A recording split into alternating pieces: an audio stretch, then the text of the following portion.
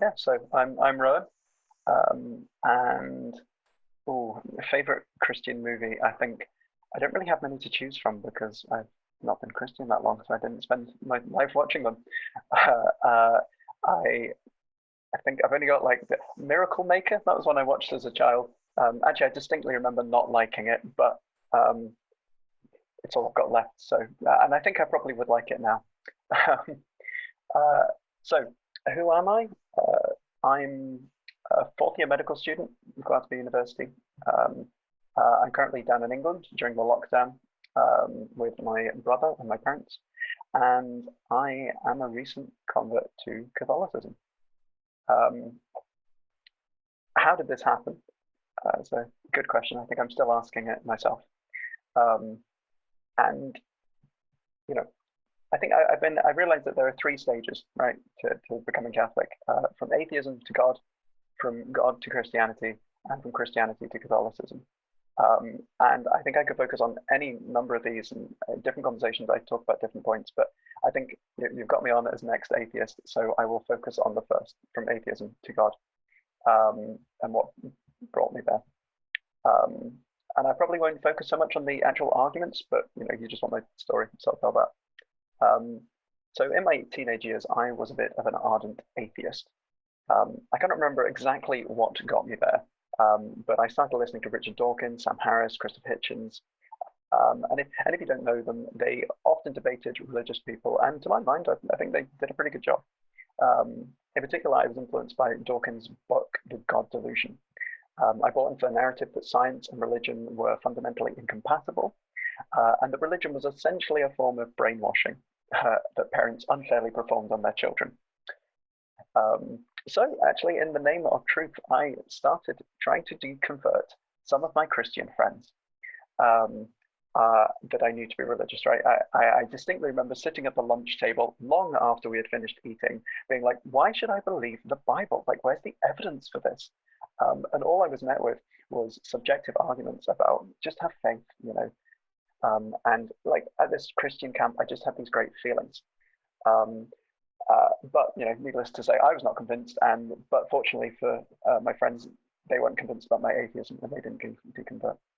Um, and but though I didn't realize it at the time, there was a problem with this worldview, um, and essentially it was a lack of morality. I could not see how right and wrong could be anything more than just rules made up by society, and thus why not break them when they suited me? Uh, and I think anyone who knew me during my teenage years would probably um, uh, would doubt me having some sort of internal struggle about right and wrong, what to do. Because I think on the outside it looked like I had most things together. I was on my way, and then at medical school, I had a good group of friends. I exercised, I ate my greens, the normal things, right? But my actions, I think, betrayed my beliefs. Not everyone knows this, but I began to steal things. So I stole from shops. It started by sneaking things at a self checkout, but it ended with me trying to take a rather large number of things without paying. Fortunately, I was caught, fined by the shop, and I never did it again. But the thing is, I didn't feel guilty. Why should I? Well, I didn't believe in a wrong, so I hadn't done anything wrong. To the extent that it panged my conscience, I was like, well, that's a problem with my conscience. Um, I was just annoyed that I'd been caught, to be honest. Um, and, and to be honest, I might have stolen again if I hadn't met a girl at the start of uni, because this happened at the start of uni. But I'd met a girl, and she had a very good heart.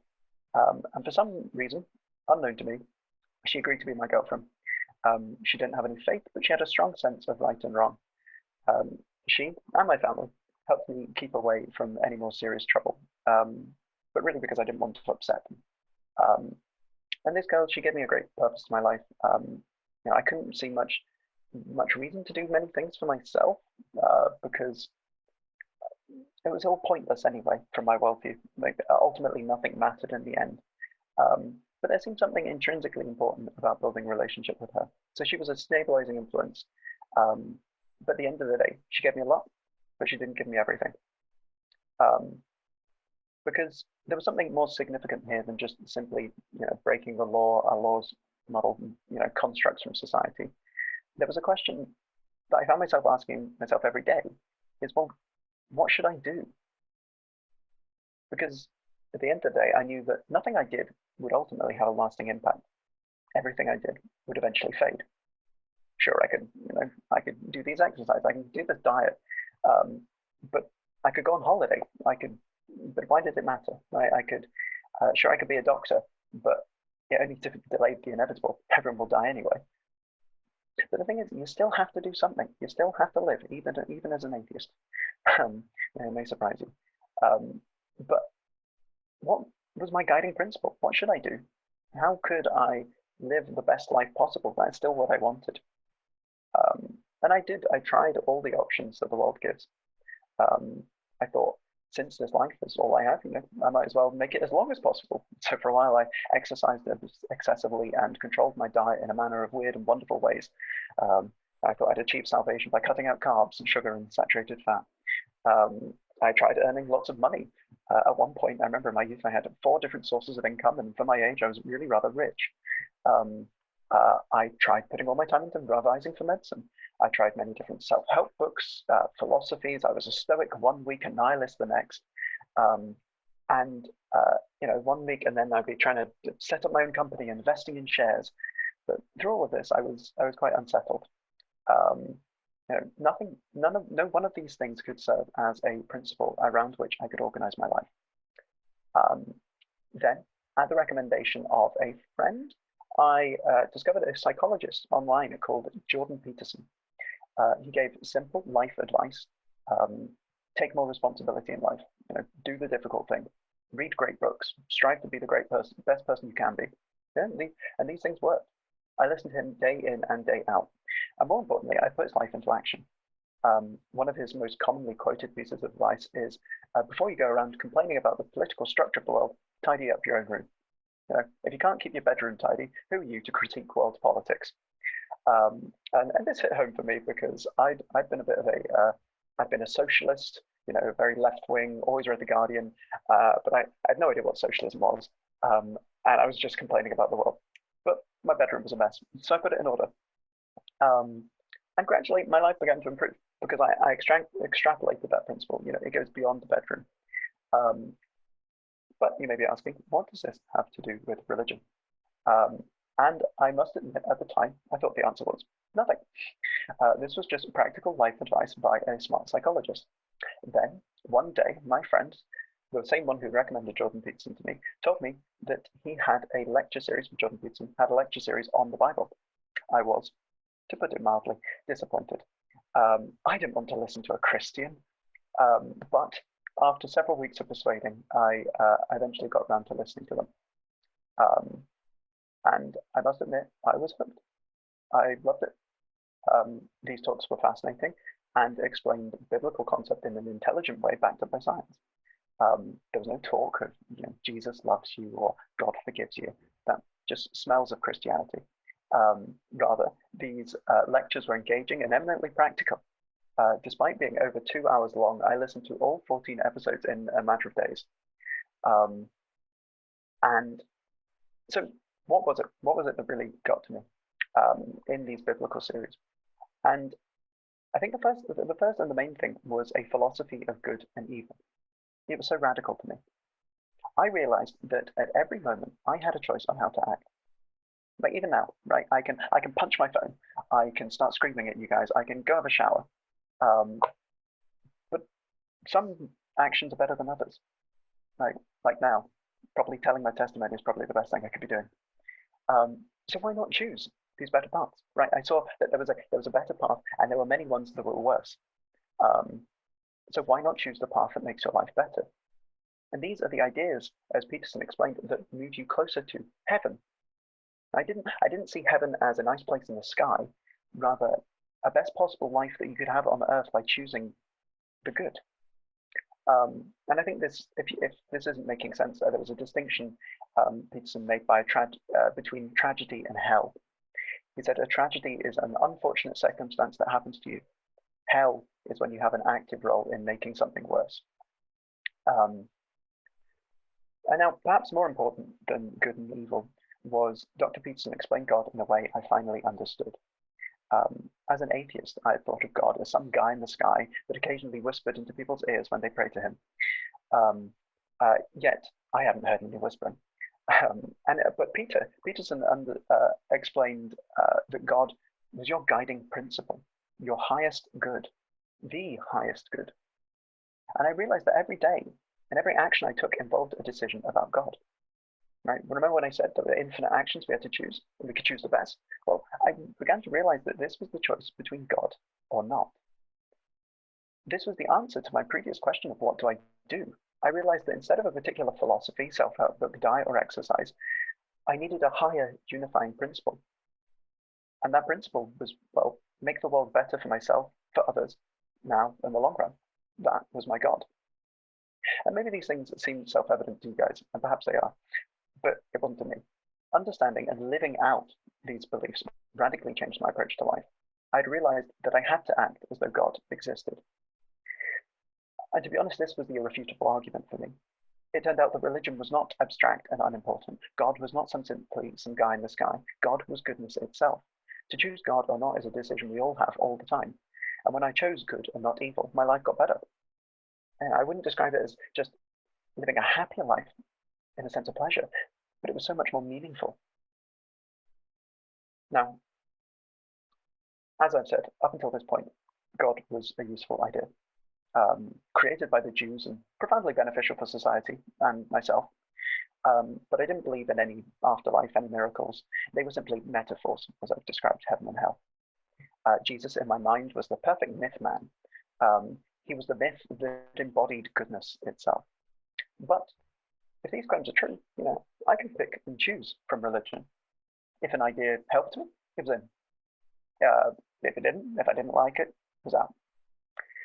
But as I did more research on Christianity following Jordan Peterson, I realized that Christianity did not claim to be a useful set of ideas. It claimed to be an accurate description of reality.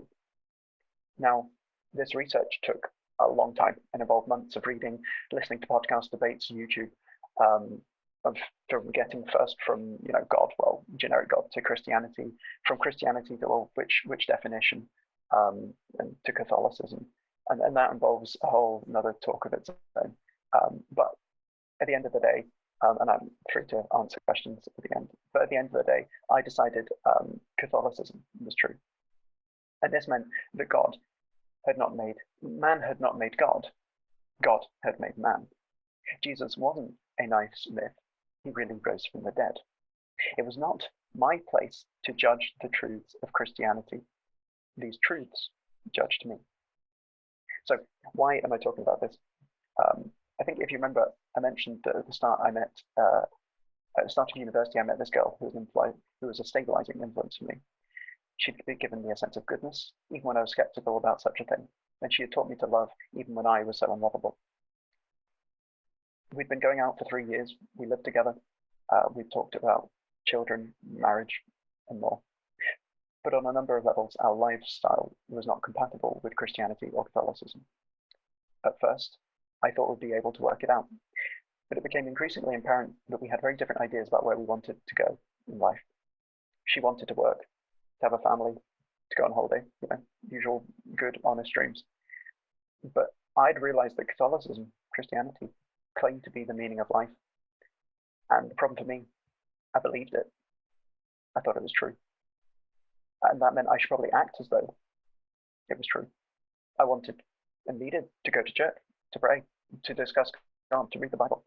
That was all that was on my mind, day in, day out. So there came a day where I had to make a choice. My girlfriend or God. I remember on that day, I paced up and down my room. I got on my knees. I wanted a different solution. I wanted anything but this one. But I knew I would only hurt her more if I continued, right? Trying to kind of live that way and then kind of live this way. It was incongruence. I couldn't. I'd only hurt her more if we continued. So we broke up. I'd had a pretty comfortable life, But that was by far and away the most difficult thing I had ever done, the most significant decision. Um, and I must admit, I didn't deal with it that well, because I was still living with her and a couple of other friends. Um, I was scared. I spent a lot of time away from the flat. We haven't spoken that much since, but I hope and pray that she's doing well despite how I treated her subsequently. But after this, I knew that I'd given up on the normal life. You know, if I had ever, uh, if I ever find myself tempted to take the easy option, to make Catholicism personal and easy rather than universal and radical, I remind myself of that decision, that choice that I had when I chose God. Um, you know, I think as a culture, we have a tendency to subjectivize religion. We like to say, "Oh, well, that's true for you, but not true for me." Like ice cream flavor. You like chocolate, I like vanilla, no big deal. Um, and for this reason, many of my friends who are cradle Catholics have said that when they speak to people about their faith, people respond and say, "Well, you're only Catholic because you're raised that way. You know, you like going to church. I don't. No big deal." But Christianity and Catholicism don't claim to be personally true. They claim to be universally true. Not like a preference in flavors, but like maths. It'd be ridiculous to say that 2 plus 2 is 4 for you, but 5 for me, right? And so it is with Christianity and Catholicism. And I suppose that's why, in my own story, really reflects this. You know, I maybe started off thinking it was subjective, but I ended up realizing that it was true. I wasn't raised Catholic. I didn't know what Catholicism was. And even when I did find out, there were many things that made me not want to convert, but I did, because I think God exists. I think he raised from the dead, and I think he's established his church.